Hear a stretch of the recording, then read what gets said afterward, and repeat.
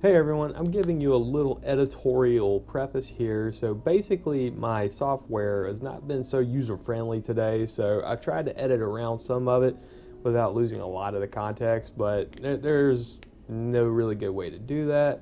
So lessons learned here are for me to break it down into probably more segments than how I did it, but nonetheless, I hope you still get enough information out of it to do what you need to. So here's your second introduction.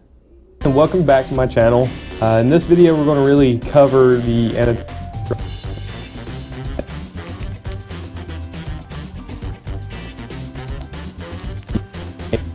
there. So when you look at the C7 and thoracic vertebrae, where we can do that, you can see how it really just separates itself. In fact, let me go ahead and click on this one, which will actually give us this lateral side. Right, so we go here, you see the cervical C7. You notice how its spinous process from the C6 looks a lot longer and, functionally has a different structure altogether. So let's pull up the cervical vertebrae, these 7 vertebrae, and it's coming.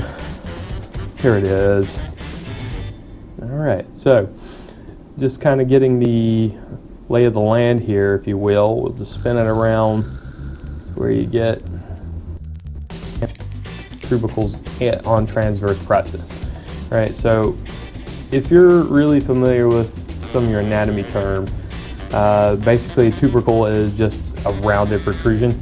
So if we look at it, it comes up, it rounds, and it goes that way. You can also call this a groove. Usually has to do with a different context, but we'll cover that as well. But that's essentially what we're looking at. So you see, this would be the anterior side of the cervical vertebrae. And so it mentioned anterior and posterior, so this would be the anterior tubercle, and this would be the posterior tubercle. And you may notice that there's holes there. That's for nerves through this area to help the vertebrae move and stabilize the skeletal anatomy. Another thing I want to point out is the C1-C2 relationship here. We call this the axio-atlas. Is that right? Yeah. No, the atleo-axis joint. So we'll cover that in a moment, but notice how there's no real surface between the C1, C2, or space between the C1, C2.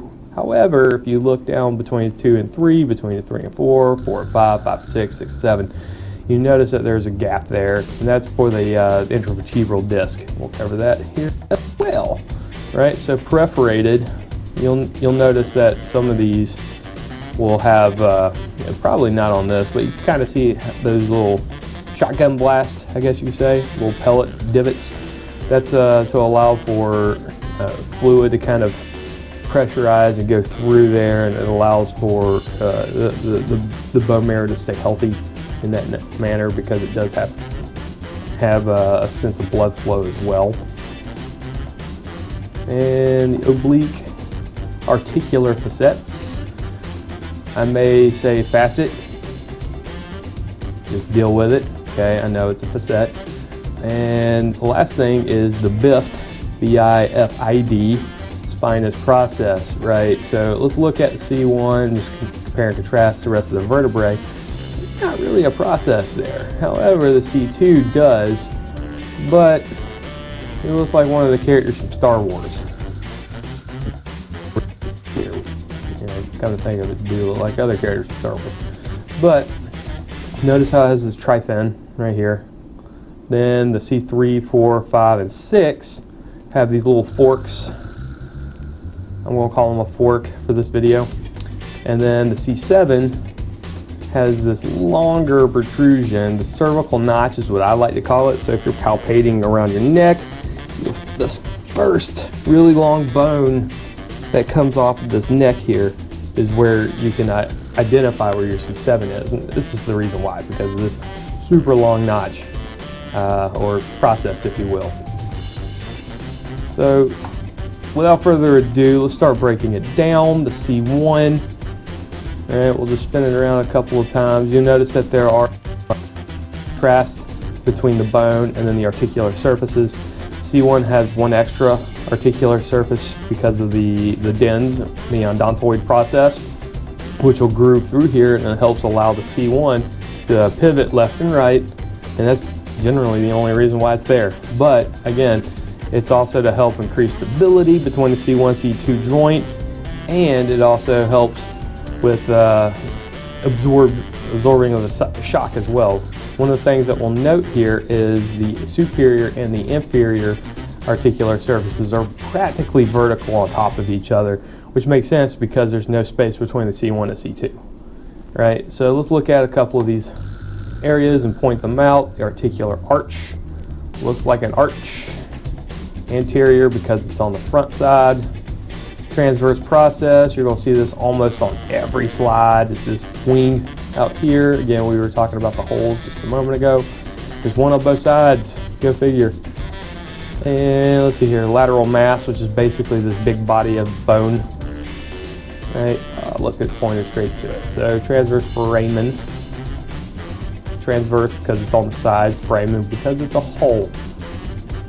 Click on this one, we'll move over here, see if there's anything new. Yeah, so the groove of the vertebral artery, we'll look at that in just a second. Again, the superior articular facet, the facet of the dens, right, that articular surface. Let's bring you back, right, this space here, and back here. I think it'll let me spin it around a little bit more user-friendly, which it does. This space right there. Going back to this one. And we'll pull it up. So the C1, its anterior surface has this little thing known as the anterior tubercle, which is another bony prominence, which really doesn't matter much, except that it's another way to kind of really palpate. Maybe you can find it, maybe you can't because the trachea is there. Yeah, I guess not. I'm not a neurologist. But nonetheless, the anterior tubercle is a way that you can look at a bone if you're looking at a series of bones and your professor says, which of these is the C1?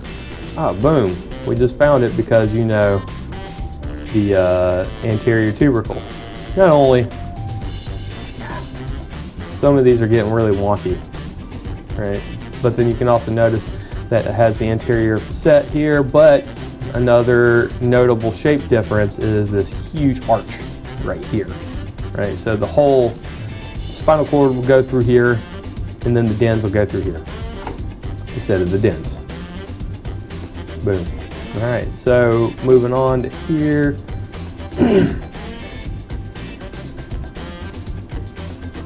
Great, so now we get the posterior tubercle, anterior tubercle.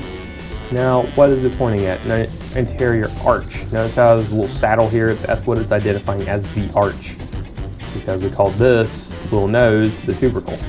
There's a posterior one. It clicked on stayed. All right, so the superior articular surface, again, we're looking at it from a superior view with the posterior to the top. And you can see it highlighted pink. Again, that's basically like your synovial joints. And then you have your inferior ones, which will go through here, your transverse process again, which is the wing, and then your lateral mass, which is this body right here. And moving on. Congratulations, everybody. We're now to the C2. All right, so with the C2 in mind, there's the dens. It's giving you the middle finger, okay? That's basically the axle for your C1 to be able to pivot, right? So what's really cool about it is that it does have a posterior articular surface and an anterior articular surface. So we'll just have the program point straight to the dens for you. Boom, this bony mass right here. So superior and inferior articular surfaces again.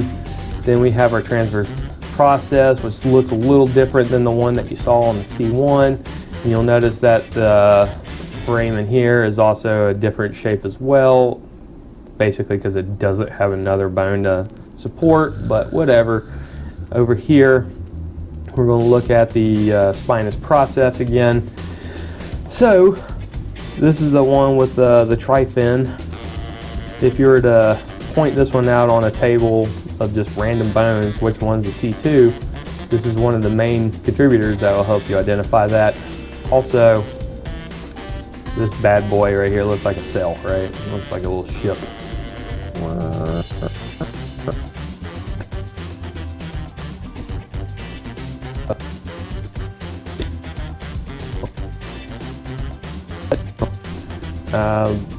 Scroll down.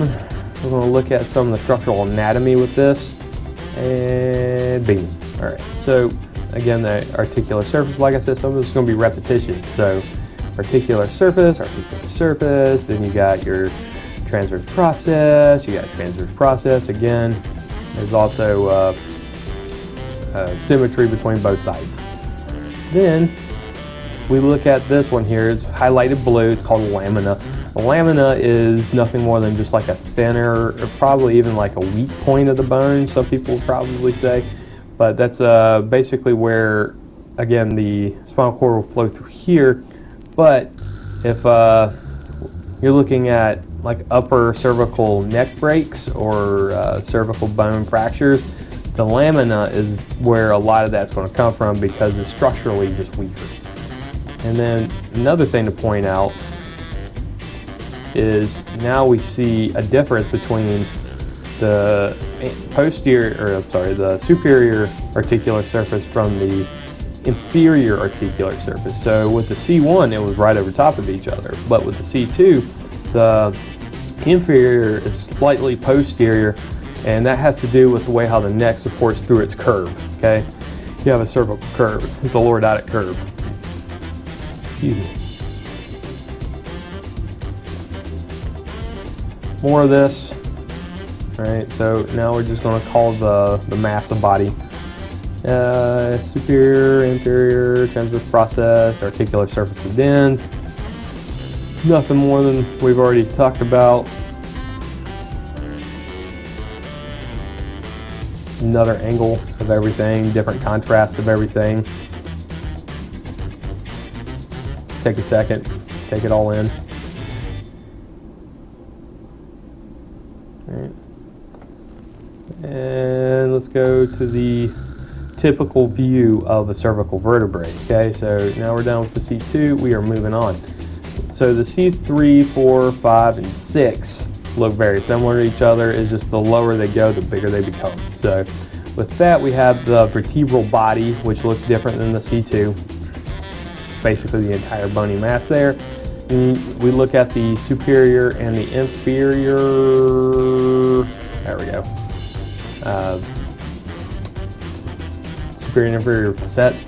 Again, it's slightly off-centered here, but you look at the diagonal shapes. Okay, so now this is going to line up to meet with the C2. And this is going to line up to meet with the C3. Again, C3, 4, 5, 6, they all look the same-ish.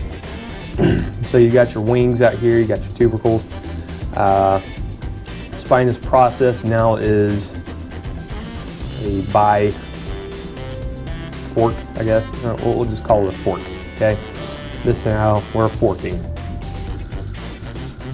Add it up. All right. And you notice that there's a difference in color and shape right here.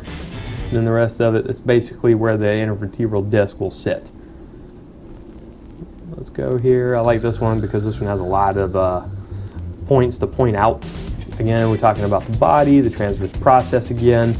Then you got your superior, inferior articular surfaces. Then we have spinous process down here, the lamina as well. This bone does have a lamina, but right here you also see a pedicle, which is basically a bridge. It's defined as an extension. There's probably a professor out there yelling at me, but an extension between the body to the articular surface, and they couldn't call it a gooseneck. Okay, so they call it a pedicle. So in here, I like this one because it's a different color from the rest of them. You get this, and I always say this one wrong, but the uncinate process. If someone wants to write the proper pronunciation of that down at the bottom, feel free. But essentially, it's this little pink surface here. It's supposed to make a hook-like appearance, but here we see it as a C. The anterior tubercle, right? Another prominence here, helps identify the C3, 4, 5, and 6. You get one on this side as well, believe it or not. Then you have your superior vertebral notch. All right, so spin this guy around. Oh, which is that. Again, it's just the upper portion of that notch. It's a notch, you know, from the pedicle.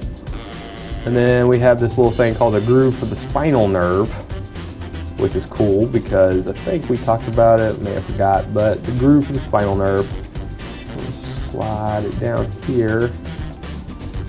All right, now we're getting somewhere. You'll notice how it has this little U or a cup-like or a supinated type of posture.